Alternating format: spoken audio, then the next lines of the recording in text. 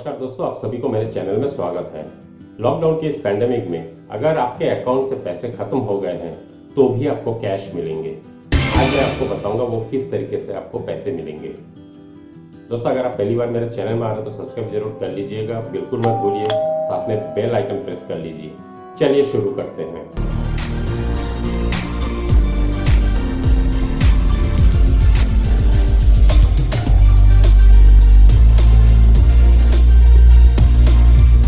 Account में पैसा खत्म हो गया हो और कहीं से इंतजाम ना हो पा रहा हो तो करे ये काम।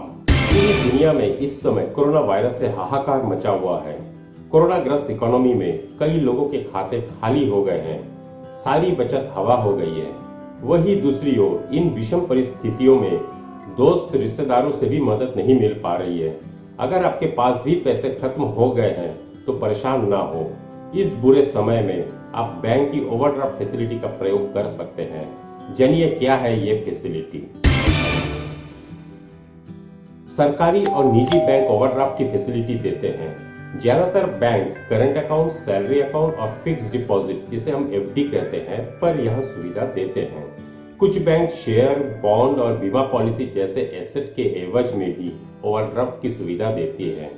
इस फैसिलिटी के तहत बैंक से आप अपनी जरूरत का पैसा ले सकते हैं और बाद में यह पैसा चुका सकते हैं।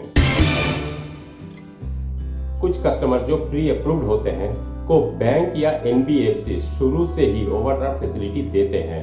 वही कुछ कस्टमर्स को इसके लिए अलग से मंजूरी लेनी होती है। इसके लिए लिखित में या इंटरनेट बैंकिंग के जरिए अप्लाई करना होता है। कुछ बैंक इस सुविधा के लिए प्रोसेसिंग फीस भी वसूलते हैं।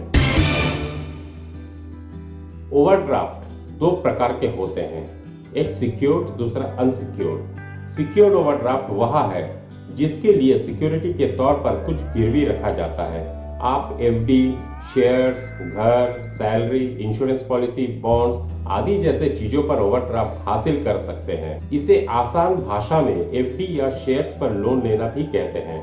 ऐसा करने पर ये चीजें एक तरह से बैंक या एनबीएफसी के पास गिरवी रहती है। अगर आपके पास कुछ भी सिक्योरिटी के तौर पर देने के लिए नहीं है तो भी आप ओवरड्राफ्ट फैसिलिटी ले सकते हैं। इसे अनसिक्योर्ड ओवरड्राफ्ट कहते हैं। उदाहरण के तौर पर क्रेडिट कार्ड से विथड्रॉल।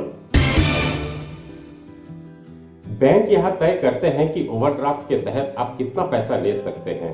यह लिमिट इस बात पर निर्भर करती है कि इस फैसिलिटी के लिए आपने बैंक में गिरवी, कोलैटरल क्या रखा है।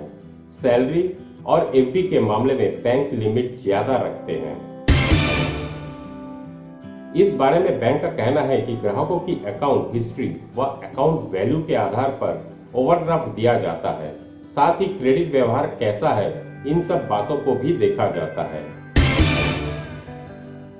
इस पर बैंक का कहना है कि क्रेडिट कार्ड या दूसरे पर्सनल लोन के मामले में यह काफी सस्ता है। इसमें आपको अपेक्षाकृत कम ब्याज देना पड़ता है। दूसरा फायदा यह है कि ओवरड्राफ्ट में आप जितने समय के लिए पैसा लेते हैं उतने समय के लिए ही आपको ब्याज देना पड़ता है।